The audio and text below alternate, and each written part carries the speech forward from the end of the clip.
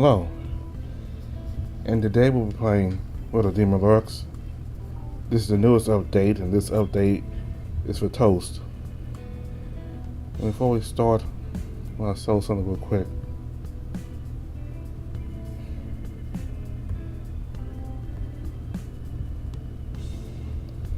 Okay, so we now know what Kobu's dad looks like. So this is Kobu's father here, the Demon Lord before Kobu was.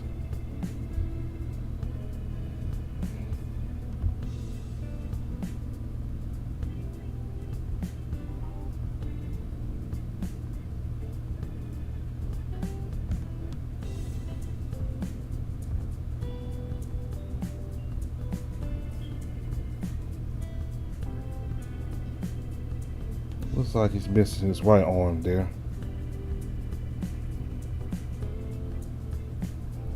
Yeah, so I think a sprite of him is included in the early part of the story now, I think. I'm not sure, but anyway, this is what Kobu's father looks like.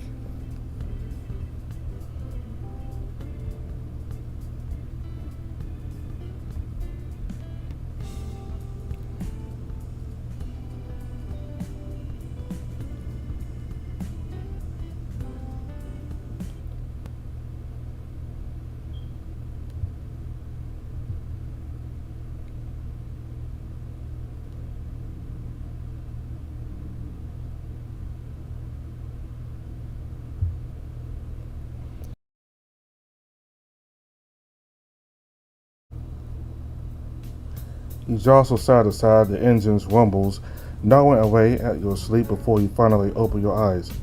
You awaken in the passenger seat of Morris's car.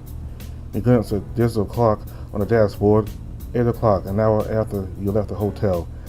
An hour closer to meeting the person giving the reward for the ghost's defeat. We're almost there. The benefactor is someone from Kippleton Casino, an establishment of the town gang. Morris forbade you from asking anything further about the casino. The board doesn't take his eyes off the road. Regretting tagging along now, told you you could stay with the others to sleep. You rub your eyes. I couldn't let you go alone. Sure you could. Also, I needed to talk to you in private. Morris shoots a glance at you. His voice is somber as he speaks. What is that about? You dealt with ghosts before, right? You ever encounter corrupted ones? I feel right. You grip your seatbelt tightly. There's a thought in my mind. Toast's been with us for a while now, and he's absorbed that hotel's ghost powers. Do you have anything more potent to keep him from turning into something like that hotel ghost? More sighs. No, there isn't. The somebody is the best deterrent for now, but it doesn't mean he's safe from the negative effect of those around him. I was afraid you'd say that.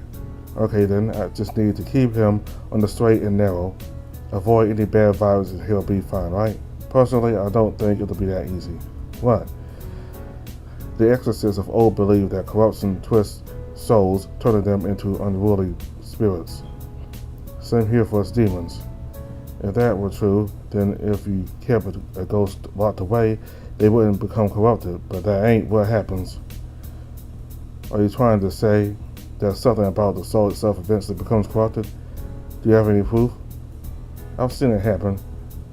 So to you, all souls are doomed to be corrupted. It's just a matter of time? Yeah, that's what I believe. That's also why I'm telling you not to get attached to him. You can't save him. How cold are you? Also, I'm not attached to Toast. Really? The boy clears his throat before putting on a pitched imitation of your voice as if it were in the throes of ecstasy. Toast, don't leave me. Stay with me. I don't want to lose you. He hissed and reeled back in embarrassment. Yeah, that was you last night for sure. Yeah, kill me. You bury your face in the palm of your hands. Still sure you don't have a thing for him? I can explain. Please do. I had a bad dream. Toast got corrupted and couldn't remember me or anything about himself, and it really freaked me out. He let out a soft sniffle.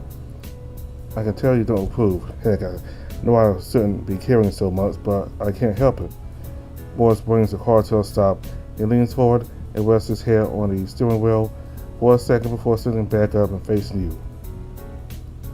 I don't approve, but I get it. Spend enough time with anyone, you can't help but care about them. He's grown on you, and to some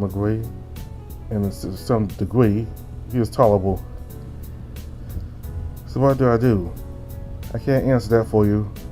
What I can do is, if there are other ways to prevent corruption, I'll let you know. Morris. But if he does become corrupted, understand that I have a job to do. I get it. You throw your arms around the boy, hugging him across the seat. Thank you. I knew I could count on you.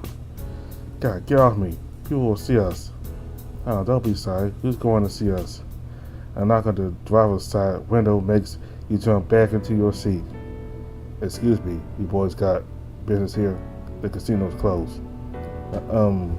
Yeah, I got business with Maki. What about your friend? He's my +1.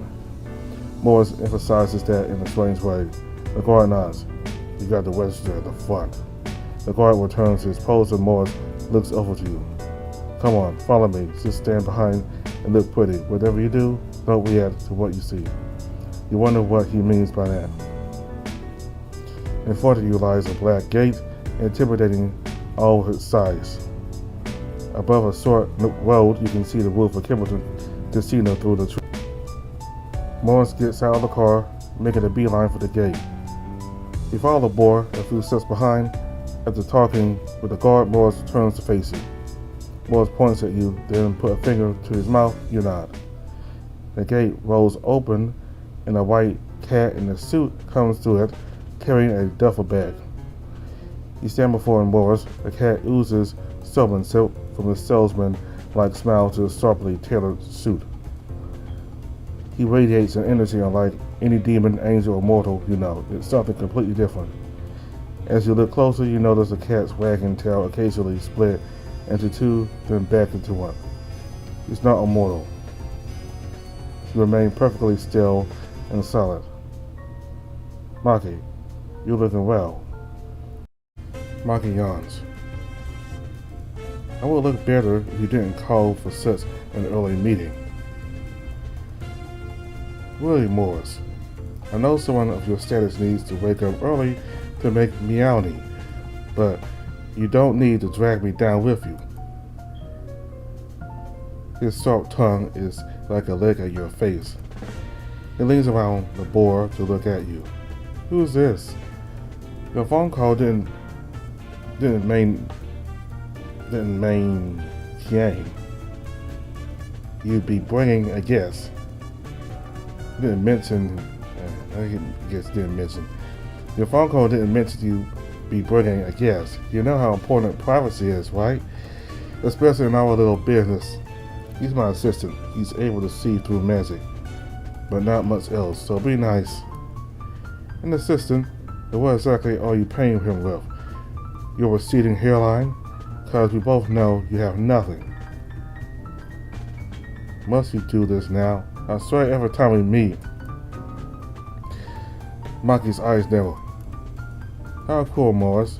What's wrong? I may be richer than you, but I always thought we had a special connection. You raise a brow and dart your eyes to your ally. The business-suited cat catches your attention, causing his grin to grow wider.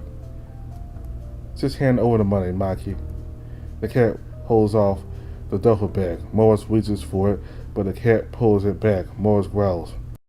So much money. Well, more than you'll see in a decade. Meow. You could have made more if you just captured the ghost. Oh, what am I saying? That's against your codes, right? Maki. It doesn't matter who or what the target is. Exercise first, ask questions later. Just like what you did for poor Dime. Morris stayed silent. You considered cutting in, but he told you not to speak. I stopped a corrupted ghost from hurting innocent people and mythical creatures. Dime was doomed the moment he got caught up with you. Mikey hisses. He tosses the duffel bag at the exorcist, who catches it with ease. Take that garbage and go.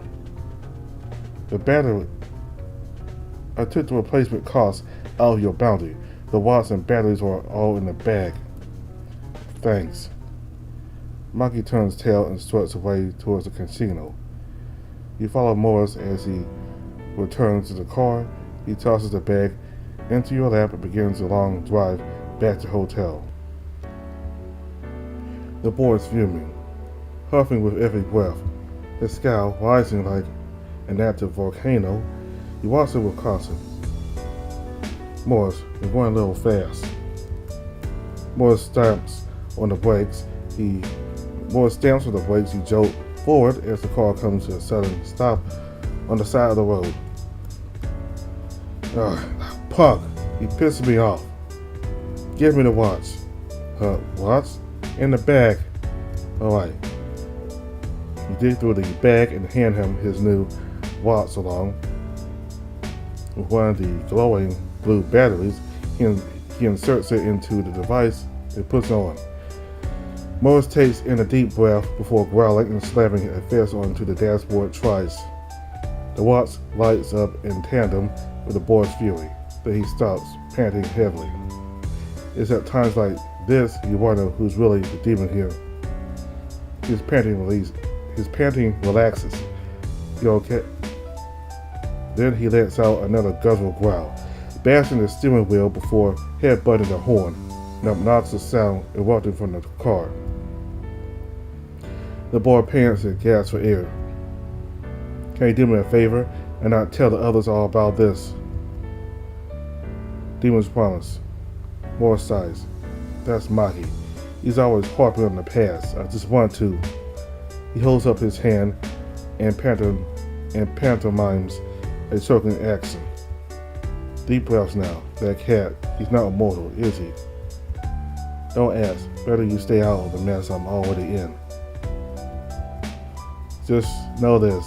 You said you wanted to keep toast from getting corrupted. Maki's what happens when you try and fail. You turn into a rich jerk. He shoots you a dirty look. Kidding, I get it. I think. The boy leans back into his seat and starts the car. Were you two like a couple or something? What? No. Hey now, the two of you fought like an old couple. They look like a guy who would go for his type. Oh, so you have a type of guy. Do tell. Morris suddenly slams the brakes, the seatbelt choking you as he flung forward. He snickers as a group of farm animals cross the road. Later, you arrive back at the hotel.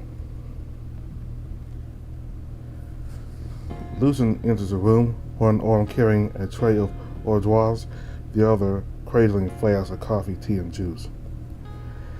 A hyena jumps off the bed and rushes to inspect Lucien's haul. Food. I'm so starving, and those many bar chocolates were looking pretty good. You did not. Lucien puts down the items with a practiced grace of a waiter. Of course not. Hotel mini bars are a scam. Well, at least you have some wit about you. The hyena eyes the food intensely. He reaches for a serving of desserts made from small cakes and sticky rice with a layer of green pudding on top. Lucien smacks his hands away. Ouch. No touching. We'll wait until the others get back. Have a drink if you're so famished. I'm not going to eat at all. He reaches for the food again, just to be foiled by Angel's swift movement. How uncouth. Only a child would be so immature as to start a meal before the guests arrive. Please, pretty please with whipped cream on top. Hyena opens his eyes wide. His lips tremble like the legs of a newborn doe. Huh, you think you can use puppy eyes against me? Us angels invented that first. Lucien pouts in retaliation. The two lock gazes, trying to out puppy eye one another. That is until the door swings open and Morris and you enter. What are you two doing? Yeah, what are you two doing? Ah, you're back. That means we can eat. Let's chow down. Everyone sits around the food on a table. Everyone sits on the food on the floor. Lucien pours himself a cup of tea with a splash of milk and sugar. Toast grabs two of everything. 2 triangle-shaped packets of nasi lemak, 2 sticky rice desserts, 2 cakes and 2 cups, 1 of coffee and another of juice. Morris makes a beeline for the desserts, loading his plate with them and just 1 nasi lemak. His drink of choice, a piping hot cup of coffee. You open your nasi lemak packet and eat. Toast lets out a laugh while eating the rice. Something funny? This thing is spicy. Really puts some hair on my chest. I love it. What's it called again? Lucien picks up the room service menu from the coffee table. It's called a nasi lemak. A dish made of rice cooked in coconut milk. A dish made of rice cooked in coconut milk, served with fried anchovies and peanuts, slices of cucumber, hard-boiled egg, and a spoonful of sweet, spicy sambal.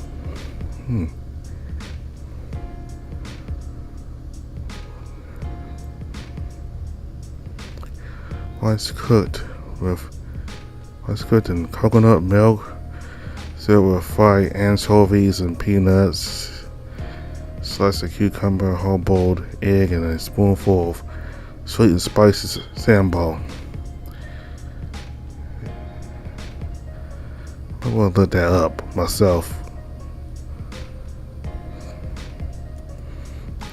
It's sambal. The whole thing is a local delicacy, said to be eaten by the farmers before they go to the fields. I love it. Made me think back to my favorite food. My tio's homemade agua chile, some prawns with lime juice. Add salt and pepper and tons of chile serrano until your mouth burns. I dipped some chips with it and I'm sweating my way to heaven. Nothing beats a good homemade meal. What's your favorite homemade dish then? My mom's mac and cheese, not completely homemade. It's the usual box one, but she adds some spices and extra meat to make it special. His gaze lingers at the sticky dessert in his hand before consuming it. Hey, maybe we can make us some of that mac and cheese. I wish I was too young to remember how she made it, and see she's not around. You frown as Morris downs his cup of coffee. Disabled. Your heart aches as you feel a kinship with the bear, knowing the pain of losing a parent. Sorry to hear that. I'm in the same boat, sorta. Till kicked the bucket from a heart attack before I could ask him how he made the dish. I'll never forget that night.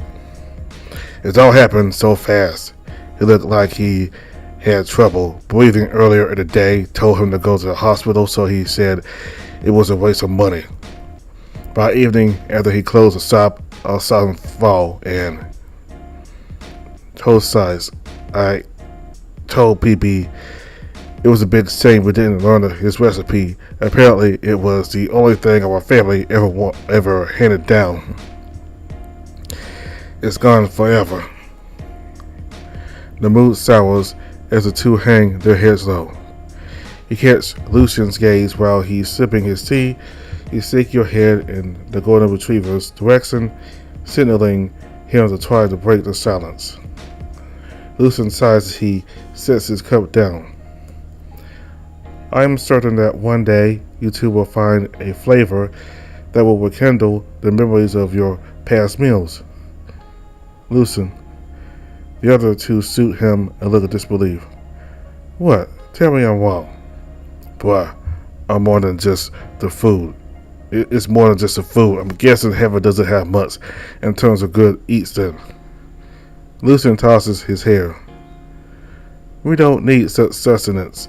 All denizens of up above enjoy the replenishing rays of soul energy from the souls enjoying their paradise.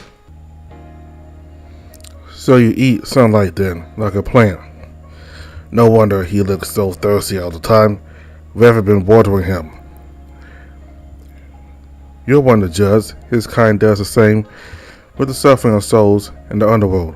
He points to you as you scoop a spoonful of rice into your mouth. True, but at least we try to shape it into food, or what looks like food. Anyway, it's not really about the food. It's about their connection to their history. Mortals cherish the past of their people. Lucian rolls his eyes. Yeah, history. Like my Tio's chocolate-coated beans and rice recipe. That thing packs a whole lot of history. Right. Lucian reaches for one of the cakes and takes a bite. No offense, but have you ever considered how strange it is that your kind is attached to the past? And up above, the souls have infinite possibilities to draw upon for their pleasure, and somebody choose to replay the same boring scene on Earth.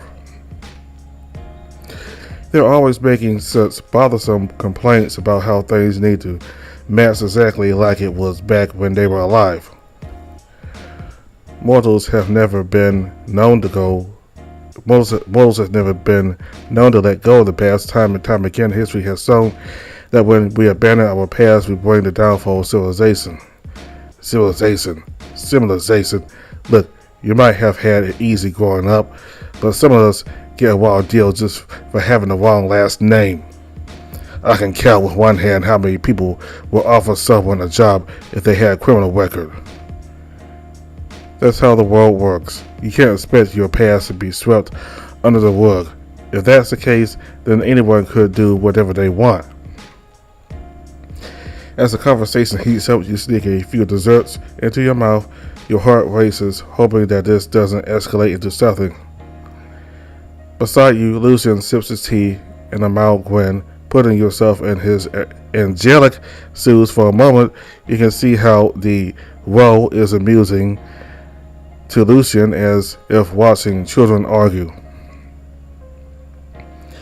He's not going to be of any help but here, is he? He walks on with a stony gaze.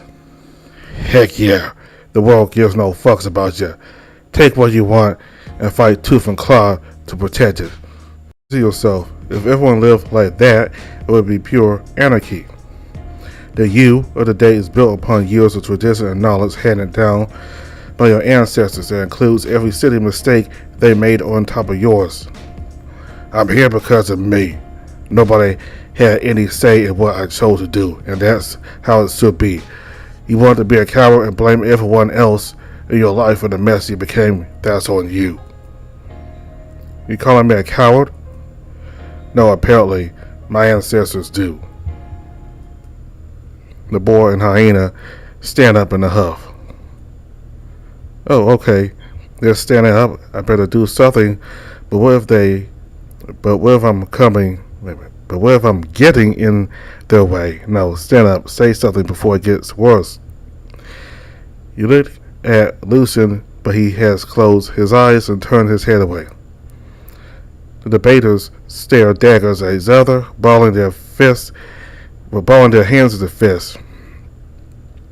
You leap to your feet and grab at both of their nipples, twisting hard. Stop fighting! God. Everyone looked at the ghost. That hurt. Mercifully, you let go. Morris retreats while toes past his chest. Dude, what the heck? Hey, I had to get your attention somehow. Now, how about we just sit and talk peacefully? Afterwards, Morris and Toes avoid each other's gazes. I regret getting involved at all, Kobu. You're a demon lord. I'm sure you know which one of these two are right.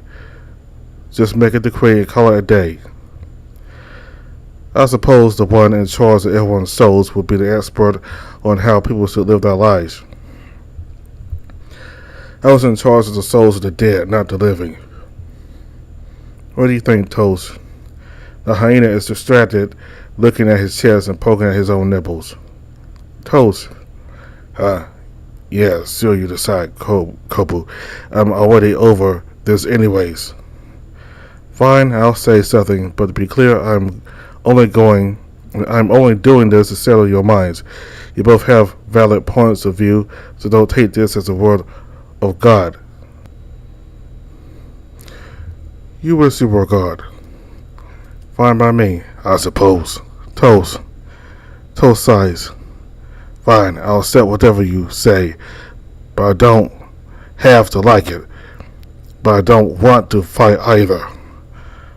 Finally, some maturity. They look towards you to render your judgment. It's your call. Should the past matter in the lives of mortals? And since the familiarity sweeps over you, back in the underworld, disputes between demons were common. You were always the arbiter. You played the part as best you could, but you made more best guesses than absolute truths. This is no different.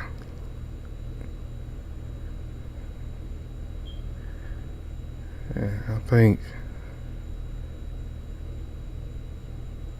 the past does matter. You look at Toast and sigh. I got to go with Morris on this one. The hyena pouts. The underworld was built upon the bones of many demon lords.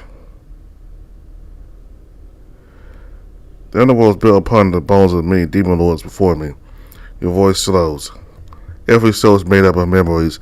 Their actions as adults are shaped by the ripples of their past and their parents' past, and so on and so forth. It's inevitable. Mortal existence is defined by the past.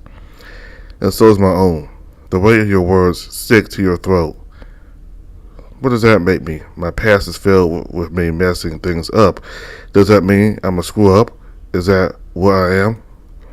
You pour yourself a cup of juice to swallow the anxiousness away. Toast scoffs. This is too highbrow for me to understand. Well, let's leave it at that. It's doubtful he's telling the truth, but you're glad he's willing to put this aside. Lucien claps his hands, drawing everyone's attention. Good talk, everyone. Now we really must finish our meal. Checkout time is approaching.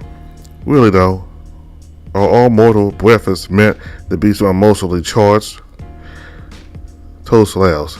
I've had breakfast where I and PB will be throwing our chanclas or slippers at each other. Nothing. Morris nods.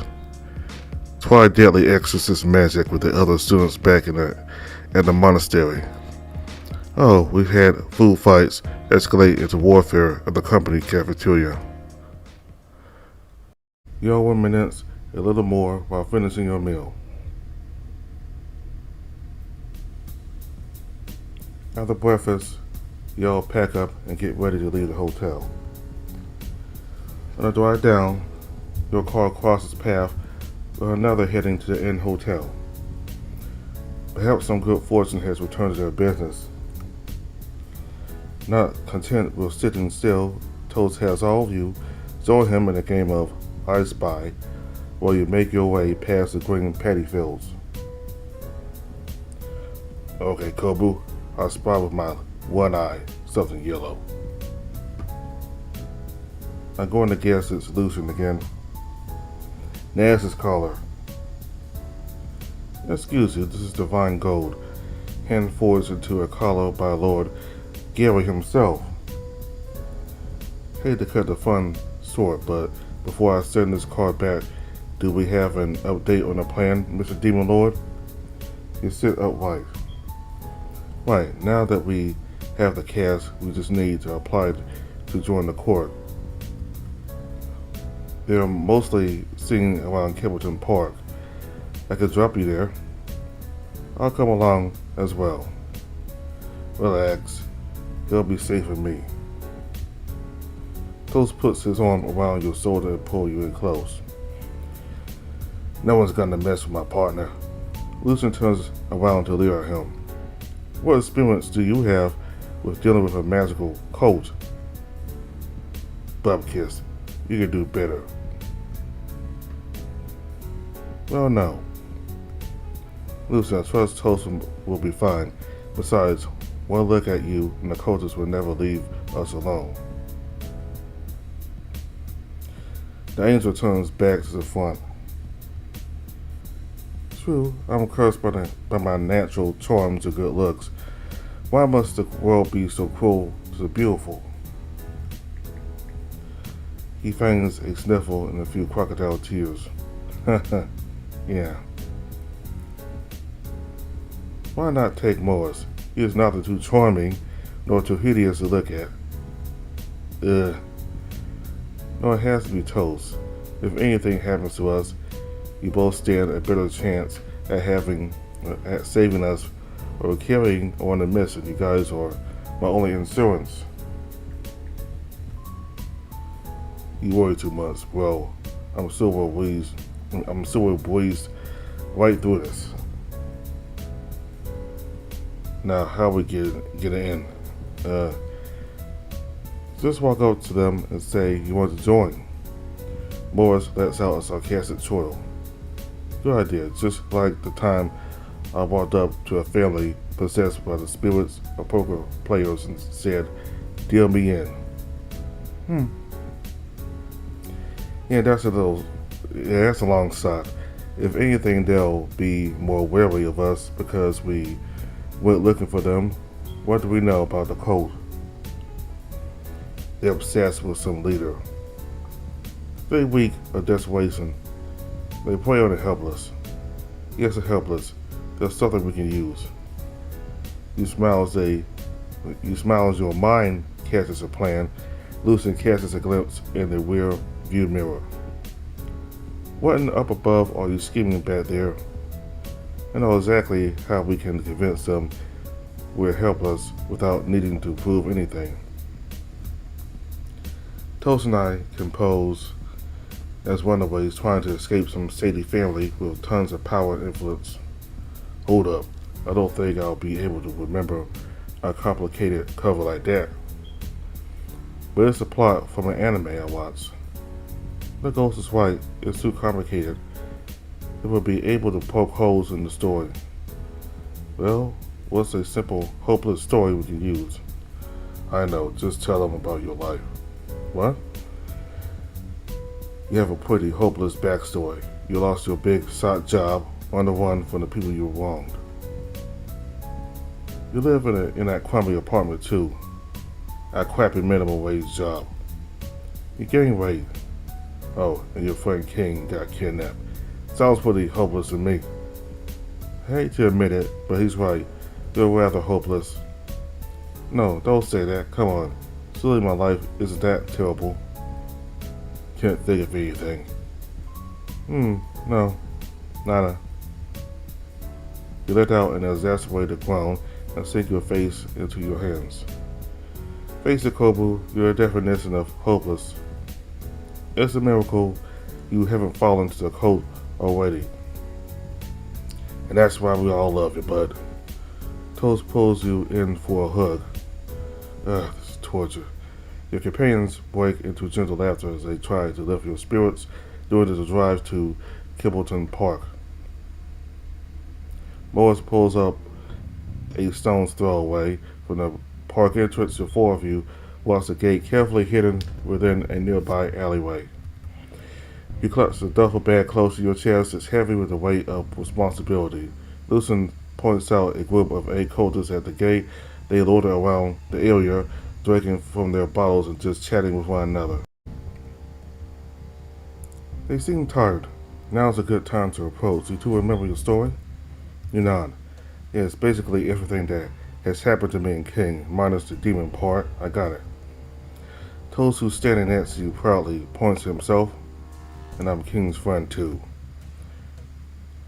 Leave the talking to Kobu. The less conflicting information the better. Lucy and I will be watching you guys from here in case things turn ugly. Right, let's do this.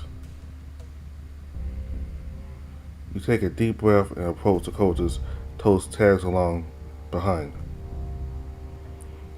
Hang on, I need to be acting from the start. Am I walking too fast, too slow? You look up at the coaches, then back down to your feet. You're so preoccupied with your body language you don't notice. Well, you're so preoccupied with your body language you don't notice Toast patting you on the back. He leans in to whisper, "You're doing great." Your scared, shitless face looks really convincing. Huh. You take a deep breath, focusing your mind on the task at hand. Noticing your approach, two wolves call you over, one taller than you, the other shorter. The taller one smiles at you with his hands outstretched. The one next to him seems indifferent with his stoic expression. "Welcome, chosen saviors." You look around but see no one else. Chosen saviors? You mean us? Of course, we're all chosen to receive the great teacher's wisdom to protect mortal kind, but it depends on whether we are willing to hear it. I can see in your eyes a great tragedy has befallen you. His condescending tone annoys you, but you convince yourself to remain calm. You recall Knox's class on mortal psychology. His words echo into your mind as clear as day. Cults employ fake psychics, use blanket statements and vague questions to appear as though they have access to your secrets. When used upon the emotionally vulnerable, one can see how cults appear more capable than they really are. You pretend to be amazed. Yeah, how did you? No, we are the disciples of the great teacher. We know a tortured soul when we see one. Do I really look that bad? I gotta ask King when this is over. If you can see souls, you might want an exorcist or a priest to take a look at that. Huh, your friend is funny, so what is it that brings you here? I guess I can't hide it. We're here because of my friend. I lost contact with him. I think he's in danger and I turned to everyone, but no one can help. Please, I've heard your members talk about a savior. Can you help me? You've come to the right place. First, let us properly introduce ourselves. Your mouth twitches as you smile. I'm Kobu. Toast, just Toast. Will Steve. That's a funny coincidence. Not quite. All of us are called Steve. We're equalized and unified under the same banner. Also, I will become Steve too. We shall see. But a new recruit like you would likely be an S first. Yes. Now, let us offer some refreshments. Please have a drink to help calm your spirits. The shorter one pulls out a steel flask and two paper cups. From their cloak, they fill the cups and pass them to you both. Toast takes a whiff of the drink. What is this stuff? It's punch made with a mix of herbs picked by the great teacher drink up. The drink has a flowery and sweet smell that is all too familiar. You recall the same scent when Morris first threw that powder to daze and alter your cognition. Never take anything you didn't make yourself or see and know what it was put into the food and drink. These mortals will not hesitate to lace them with mind-altering drugs. For your plan to work, you need to drink it, but weeks, even for a demon like yourself. Sweet, I'm thirsty. Your companion swipes your cup and drinks both of them. With a satisfied burp, he throws the cups behind. Tastes like pomegranate. You feel your heart freeze for a second until you quickly understand that he's probably trying to keep you safe. The cultists appear uncomfortable as they sneak glances to one another and shuffle their feet. So I guess he was thirsty. The shorter one frowns but doesn't say anything. So, you were talking about your woes? Yeah, my friend, he's missing. I think something might have happened to him. I've been trying to contact him, but there's been no answer. Toast lets out a soft hiccup. As he speaks, you notice how he's speaking slower. Yeah. Can you guys do the whatchamacallit? Word on the street is that you guys are saying. What are they saying? That's a great teacher can help. I'm out of options. I tried contacting the family, the police, nothing. The taller one smiles. Yes, you've come to the right place. A great teacher has dedicated his life to empower mortal kind. Take my friend Steve here. He just returned from his first crusade, successful in saving his family, and more ready than ever to spread the message of a great teacher. Crusade, what's that? It's what you're it's what you're looking for, a chance to save a life. After the great teacher blesses you, you will know what you need to do. We will tell you more if you become a member. Of course, for all new entries, there are terms to be fulfilled. What are the terms? You must first pay the fee. You need to submit your most prized possession. It's a necessary cost. The great teacher needs to know that you're serious about this choice. Toast sways from side to side. For a do-over. Very much so. You're close. Just a little bit more. Remember, they will try to take everything a person owns. That way they can keep the person dependent on the group. Gosh, okay. I knew hell wouldn't come without a price. Will this do? You open a duffel bag and sell them the money. 100,000 is everything I have. Holy shit. Yes, that would do nicely for your membership. He reaches out for the bag, but you pull away. For our memberships, me and my friend. Forgive me, but your missing friend sounds like your own crusade. This is also your money. Why involve him? Hey, I'm here for him. There's plenty of reason. Even so, we don't just take in anyone. We must allocate space and resources for every member. Is there a reason he must join? He is my friend. I need him for support. Toast grabs your shoulder and pulls you in close until your face is touched. He slides his hand under the collar of your t-shirt and grabs your chest. You whimper. I'm his effing lover. Huh? Oh. Wait, what? What should I do? Is he serious? Is this a joke? Come on, think. Yeah, like I said, I'm here for him. He's important to me. And where he goes, I go. The cultists look to each other in concern. Right, buddy. He presses his nose close to your neck. The heat of his breath flusters you further. Yeah. Toast turns to cultists with an intimidating glare. You people got some kind of problem with this? Huh. Problem? No. The cultist raises his hand. In defense, he looks to his companion who shrugs. We welcome all kinds of love. Even our great teacher has had 4 wives from the group. However, we must consult our superiors about this, right here. They turn away from you. You notice the tall one takes out a phone to call someone. You take the chance to consult Toast, who's panting heavily into your ear. He pulls his hand out of your shirt. Toast, are you okay? I'm burning out, partner. I don't think those joints agree with me. It'll be okay. Easy goes if he's already feeling like this. What really was in that drink? You try to listen in one of the coach's whispers, but only catch bits and pieces. 2. Yes, surveillance. The test, right. Plans change. Okay. Once done, the 2 coaches face you again. What a glorious day. The great teacher has extended his welcome to both of you, on the condition that you both clear our trials. We have to take a test. It is a test of faith. If you are truly deserving to be one of us, you will pass it. Now, will you hand over your treasure? Wait, this is heaps of money. How do I know not getting tricked here? I want to be the great teacher to ask about my friend at least.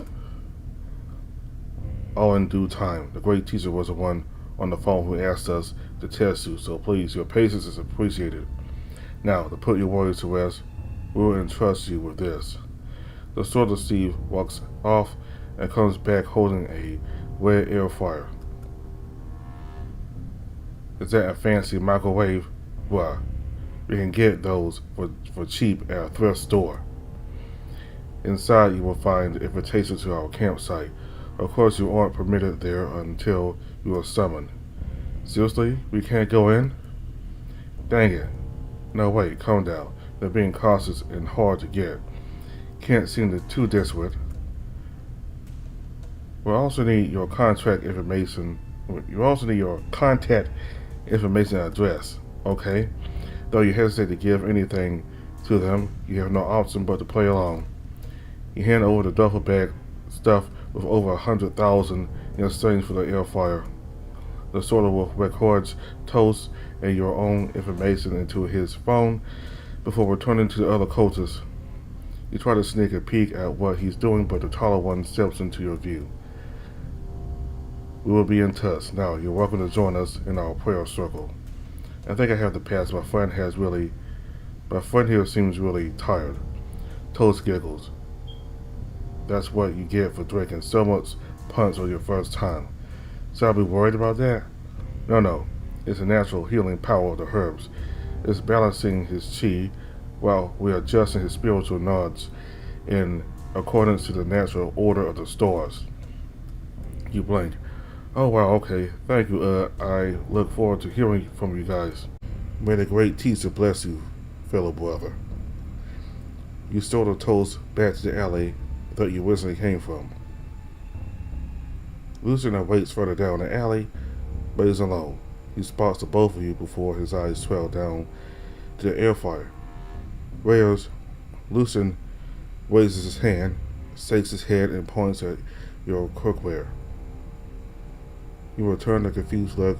Your intoxicated friend is having trouble reading the room before squelching out a long burp and shouting, "Hey, did someone die? Wait, that's me. Oh no, I was a good guy. I will be remembered." Lucien grabs Toast's snout shut. He raises a finger to his face and mouths to Toast. They might be listening. Did you forget to write my obituary? You nod in acknowledgement and walk a few meters away. Lucien then takes the machine away from you. You're not entirely sure what he wants to do with it, but you trust he knows something about it. Here, gotta get something to eat. I'm exhausted. You might want to take care of that. No, I'm off. The angel hurries out of the alleyway, leaving you to carry Toast all the way back to the apartment. After 20 minutes, Toast starts to feel good enough to walk. You look at your phone and note that you have about 3 hours before clocking in for your night shift. While you two are walking back, you can't shake the feeling that you're being watched. You stop and look around. What's wrong? I'm not sure. I keep feeling like someone's watching me. My senses are out of whack from the drink. Do you see anyone? No, that's what worries me. But let's keep going. You return home, accompanied by a sense of unease, lingering just behind you. Once back home, Toast sits in front of the coffee table to rest his head. I'll make us something to eat. You head to the kitchen and look through your available ingredients, most of which are just packets of instant noodles. Toast cries out from the living room. Need any help in there? No, I'm good. You pick out the instant spicy curry and start cooking. Checking the fridge, you have only 1 egg and 2 sticks of sausages left. I really need to go grocery shopping. I put it off ever since the incident. King would be upset if he found out. You grab what little ingredients you have left and cook up 2 bowls. You decide to give Toast a bowl with meat and ends. You plan to buy something from the convenience store if you get hungry again. Food's ready. Alongside the noodle bowls, you bring out a big bottle of cola and 2 cups, fully filled with ice for the both of you. You set the food down and take a seat across from the hyena. What's this? Instant curry noodles. Sorry I forgot to do the sopping. No, I mean, why do I get all the meat? Bring it here. He pulls your bowl closer and moves half of the sausages and eggs to your side. Toast, I gave you that on purpose. I know, and I want us to share it. I'm dead, Kobu. Good food's just wasted on me. It's barely enough for one person. There's plenty if you do this. Toast cuts up the sausages into smaller chunks until they cover most of the top of the bowl. Ta-da! Magic. You smile softly. It's a trick born from necessity. You recall the time you garnish a dish of egg and rice differently every day for a whole week. It got you through the month when you first moved into this unit. You both eat your simple meals, content with what you have. Mild spice. Yeah, I wanted to find something spicier, but I couldn't find the right heat for instant noodles. You like spicy food too? It's what I grew up with. Underworld cooking may not be delicious, but demons love some good heat. Then I could whip us up some Papa's con chili potatoes. That would be great. Don't think I've had that before. Let's go shopping for the ingredients later. Toast nods with a big grin on his face. Shopping with Toast is almost like real. You recall the event from earlier, how he called you his lover. Your heart beats with the ferocity of a whirlwind, but doubts saddle your excitement as you ponder your feelings for Toast. What am I doing? Getting excited over the possibility of being in love with a ghost? I sound like a desperate widow. No, I can't. It's probably just me overthinking it. You probably didn't mean it. Hey, Toast? Embarrassed, you keep your head low at your half-empty bowl. Yeah. About earlier, when we were talking to those thieves, you told them we were lovers. You look up trying to sneak a look at his reaction.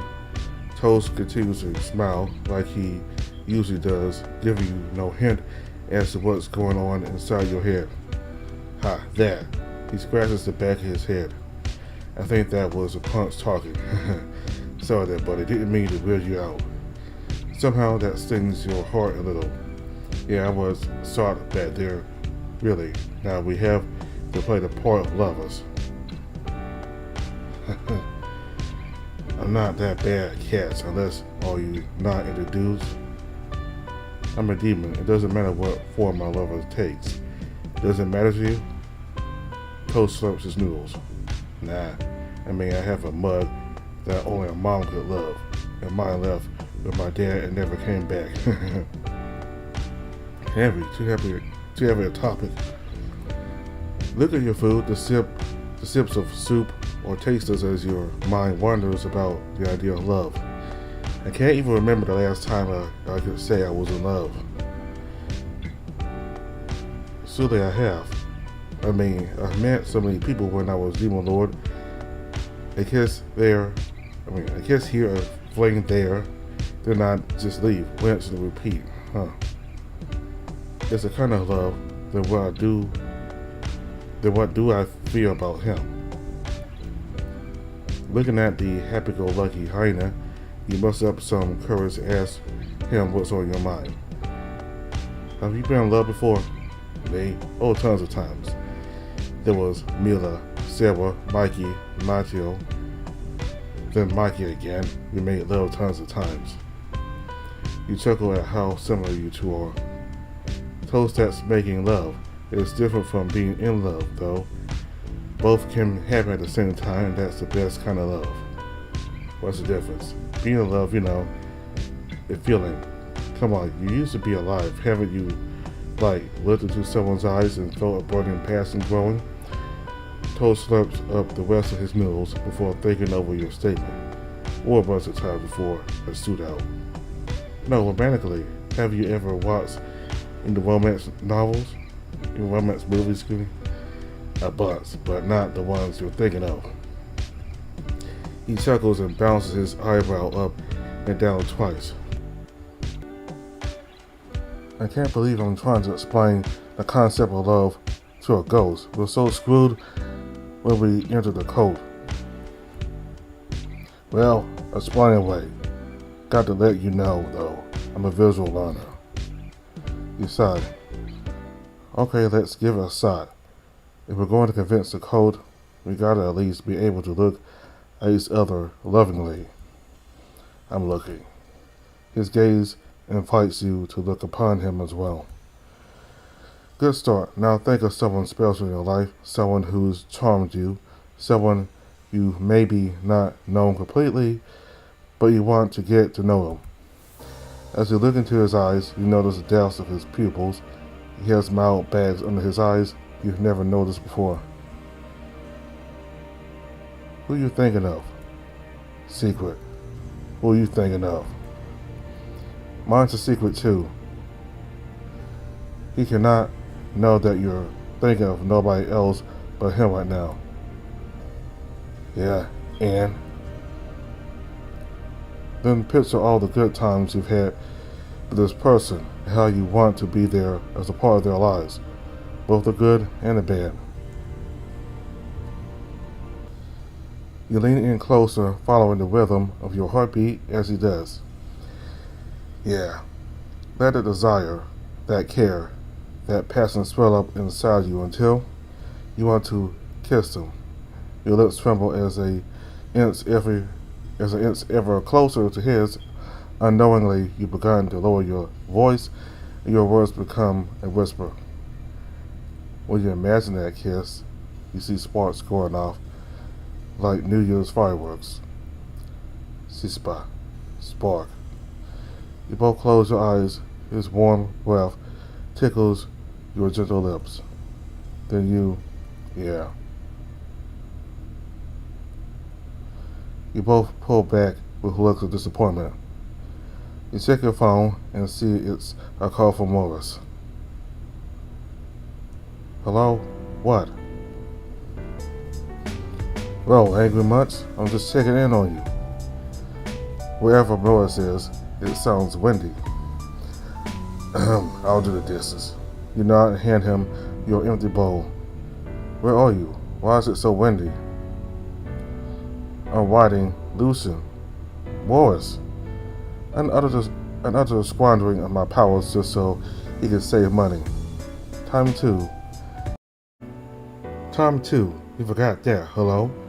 Yeah, I'm writing him to 6 fans from my place. I'm thinking of a carbonara pasta with a margarita pizza on the side. Hey, Lucian, you want anything? Kobe's paying. The mention of a real meal makes your stomach growl. Morris, I swear if this is a call to tell me about your dinner bill, I will. You shake your fist. Yes, and yes, that, and about the cult you just joined, I have news. You listen carefully. I left earlier because I got a call from the receptionist at the Inn Hotel. 3 people in cloaks turned up after we checked out. I was told their leader wore a black jacket, while the others carried ancient-looking doohickeys. They came looking for information on why the evil spirit disappeared. Oh no. You hold your breath. Fortunately, the receptionist kept mum about us, said it was confidential. You breathe out. Seeing how they were looking for that spirit, I dug up some of my contacts to ask about them. Did you find out anything? Right, that cult's been spotted all over the world as secretive bunch that travel in groups. Doing what? They search for magical artifacts, but are also known to warn people of tragedies that will befall them. The members we talked to mentioned going on a crusade after receiving some blessing from their leader. You think their leader can really see into the future? That's what you got to find out. Did you forget to tell him about my part? I'm getting to that. Listen to that air fryer he was seized from the code. He was suspicious and disassembled it. Good thing too, there was a listening bug inside. Toast returns from the kitchen and sits down with you. What's this about, Bug? You motion to Toast to sit next to you, and you turn on speaker mode so he can hear. The devious component stood out thanks to Halo's scanning feature. I believe the cult intends to spy on you during your initiation period. That's it. Creepy. As if it runs down your spine, your breath feels cold as you look towards the apartment door. Could there be someone here, listening in? Noticing Toast turns to the door and gets up, ready to pounce. You reach out for his hand and shake your head. He sits back down with you. Don't fret, I'll cast a field upon the device. It only captures what we want to hear. What we wanted to hear, static and background noise and such. We can't keep it with us though. They'll get suspicious if they don't hear you. We're bringing it over when we get to work. Not even a day has gone by and now we have people listening in on us. It gets worse. Notice anything weird since you left those cultists? Feels like it feels like I'm being lost. Might not just be a feeling. Stay strong, but act natural so they don't suspect anything. Keep Toast close to you at all times. I'm going to end the call now. Just go to work like you don't know anything. But loosen. You're going in too hot. Slow down before we crash land. I can't, Mark. Your arse is too heavy. Brace for impact.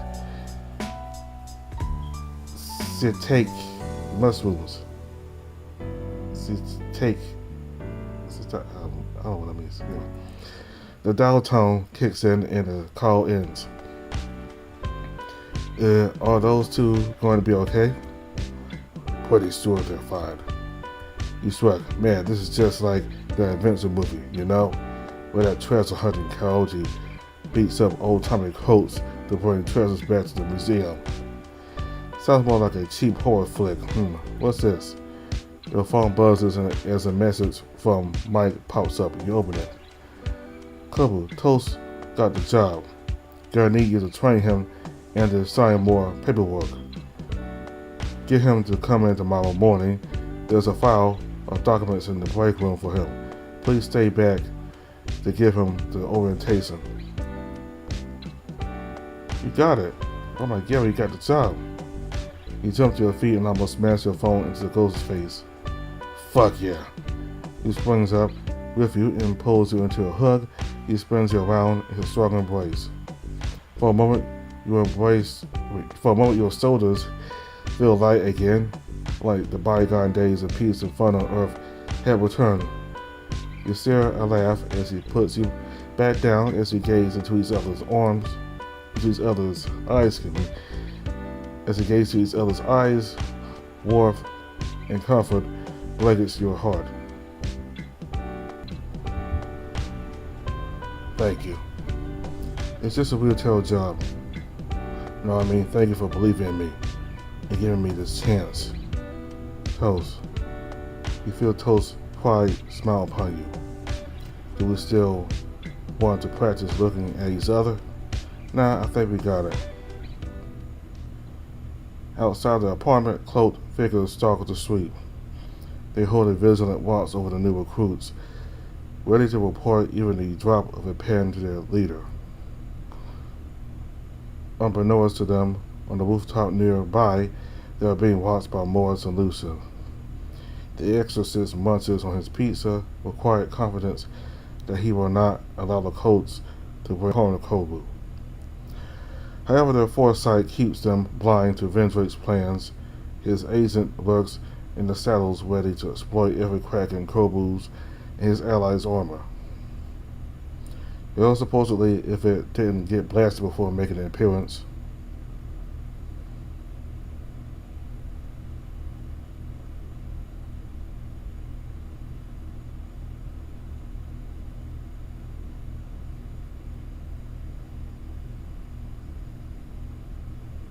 Instead, the demon faces the wrath of his boss. What do you mean you didn't get to do anything? The one razor vein across Vendrake's forehead throbs. Do you always have that, my lord? God, imbecile. I'm surrounded by imbeciles. I can still do it, my lord. Give me another chance to go out there and have my revenge on Kobu. You've had your chance. He slipped past 2 freelancers already. That's beyond luck. Kobu's allies are a bigger thorn than I anticipated. Do you have any intel on them? Well, I know that what hit me was angelic magic. I wouldn't mistake that anymore. That, and when I determined Kobu's location, I could sense a powerful spirit residing there, as strong as one of the generals. So an angel and spirit are doing his bidding, or was it something else? Just what are you up to, Kobu? Black smoke shoots out of Vendrake's nostrils. Still, it's no guarantee the spirit will have finished the job. Where's that blasted Nox? He should have given Amari his orders by now. Nox! A portal opens and Nox floats into the room. He yelled, my lord. His calm, collected voice masked the hurried scanning he's performing of the situation. A trembling freelancer on the side, Lloyd Drake's face is flushed red, gritting his teeth, vein pulsing, and clenching his fists. I best tread lightly. What's Amari's status? I sent you to get him. I sent to get him ready to attack long ago. Nox ponders his answers. Wetness forms on his trembling, webbed hands, and the pounding of his core is another curious emotion. This fear, I know it too well. Another attempt at deception. That's not what a good tool does, Nox. You've been led astray by your emotions once. How dare you do it again? Death will come for you. Nox's pupils widen. The amphibian's fear crescendoing.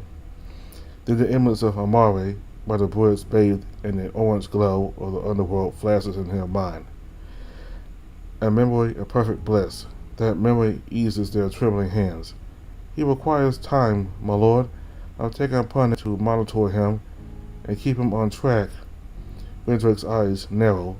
There's nothing he can read on the fog's expressionless face. The tension between them could be cut with a knife.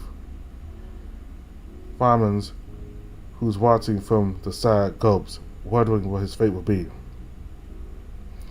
Vendrake breaks the silence first. Good. Make sure he does so. You. Yes, my lord. You are sure an angel was involved.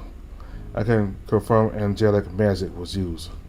Then up above has some explaining to do. But you're not considering challenging them. That depends on what Gary has to say. Return to your post. I need time to think. My lord, my pudding rage has yet to be satiated. I must stop wasting my time and do as you're told. Vendrake readies his hand and uppercuts the demon. Famine is flung upwards through a portal on the ceiling. Nox takes the opportunity to also leave via his portal. But within the frog's demon mind, worries still linger about where his actions will lead. Only time will tell when his deception falls. To be continued. Thanks for playing the latest update. If you want to let us know how we're doing, leave a rating and comment on our NCO page. We want to hear from you. When the Demon Lurks is supported by those who sponsor us on Patreon, consider supporting us so we can make the game bigger and better. Or you can support us by buying our new Kobo VR model on sale on itch.io. And if you want to be kept up to date on the development, feel free to follow our X, formerly known as Twitter, Blue Sky, or join our Discord. That was the latest update for Toast. So Vendrake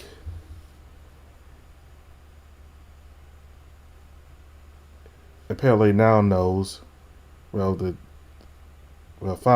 the demon, the fireman told him that there was angelic energy, angelic power. So he knows that an angel is helping Kobu, and that angel is Lucin, along with another spirit. So Vendrake was not expecting Kobu's allies to be this, this formidable. So he's gonna want to have a chat with Up Above and Gary to see what's going on with this angel, because that really got Vendrake angry that Up Above is involved in all this. And the cult has 2 agents spying on Kobu and Toast. And Lucien and Morris, both of them are ahead of it. They are looking. I mean, they're spying on the cultists who are spying on Kobu and Toast. So I have to see what happens with those 2 of those cultists. Toast got a new job working at retail. So and also Kobu got to talk with Toast about and all that, and apparently he doesn't seem to know what love. I mean, he does know what love is, but I don't know. Maybe he was so much into his gang life that he wasn't really all that. That he wasn't all that knowledgeable about it, because he was kind of like in the whole gang of criminal life, like constantly had to avoid shootouts and all that stuff. I guess that might be what it is, but but apparently he made love with people before. He loved them, and I guess made love with them. You know what I mean by making love.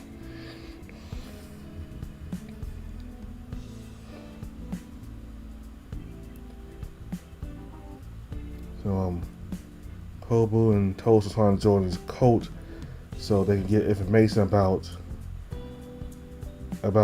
how they can free King from the demons.